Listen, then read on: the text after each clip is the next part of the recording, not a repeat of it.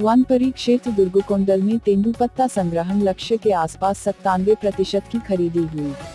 अंचल में तेंदुपत्ता हरा सोना के नाम से जाना जाता है, जिससे एक माह में उनको अच्छी आय हो जाती है।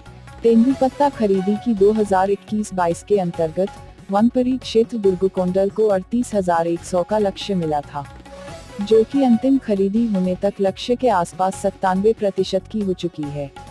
वन परिक्षेत्र अधिकारी देवलाल दुगा ने बताया है, वन परिक्षेत्र दुर्गुकोंडल के अंतर्गत तेंदुपत्ता खरीदी सीजन वर्ष में 18 समिति के 194 फिंडों में तेंदुपत्ता की खरीदी की गई थी।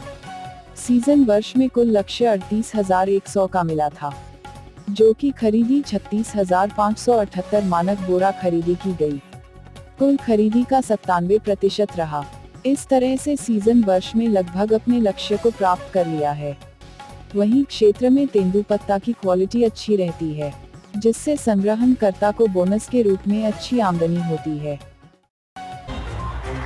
आज समय विशेष में बस इतना ही। कल फिर हाजिर होंगे नई खबरों के साथ। मुझे इजाजत दीजिए। नेहा श्रीवास्तव, धन्यवाद।